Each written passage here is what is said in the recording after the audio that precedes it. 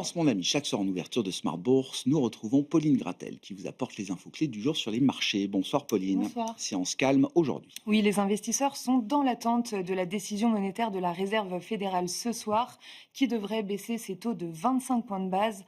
En attendant, la Banque du Canada a elle aussi abaissé ses taux de 25 points de base à 2,5%. De leur côté, les indices évoluent prudemment. Le CAC 47 du terrain évolue autour de 7800 points. Le Stoxx 600 est autour de l'équilibre et les indices américains ouvrent prudemment aussi et en ordre dispersé.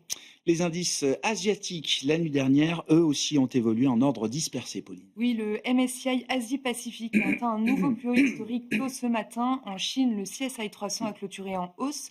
Et à Hong Kong, le Hang Seng est au plus haut depuis un an, en hausse de plus de 1,5% aujourd'hui. Mais au Japon, le Nikkei a évolué en repli, certainement victime de quelques prises de bénéfices après 4 séances de hausse. Et puis la guerre technologique se poursuit entre la Chine et les États-Unis avec une nouvelle étape franchie alors que Pékin décrète une forme de boycott d'NVIDIA. Oui, selon le Financial Times, la Chine a interdit aux géants technologiques du pays d'acheter des puces d'IA Nvidia et plus précisément la dernière puce conçue pour le marché chinois et présentée en juillet dernier. Le titre Nvidia ouvre en repli de plus de 2% à Wall Street. Dans les autres actualités entreprises en France, le titre GTT est dans le rouge aujourd'hui. Oui, le titre est lanterne rouge du SBF 120 et cède jusqu'à 6% au pire de la séance après une note de Odo BHF et un abaissement de l'objectif de cours. Odo appréhende un ralentissement des commandes à court terme. Et puis un point sur les différents régimes d'inflation en Europe au sens large, avec tout d'abord l'inflation britannique qui a été publiée aujourd'hui. Oui, elle ressort globalement conforme aux attentes en hausse de 3,8% sur un an et de 0,3% sur un mois en août comme prévu.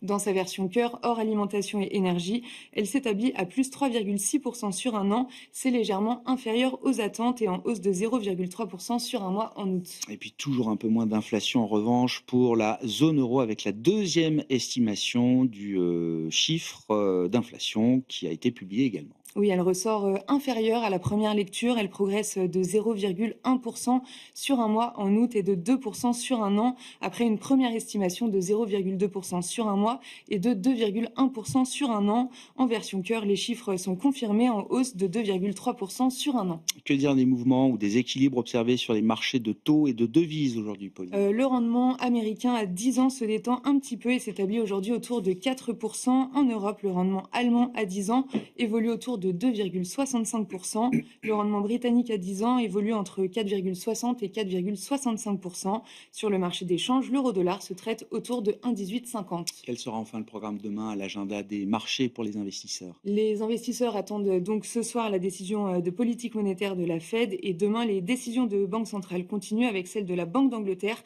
qui devrait opter pour le statu quo. Tendance, mon ami, chaque soir, Pauline Gratel est avec nous en ouverture de Smart Bourse pour vous apporter les infos clés du jour sur les marchés.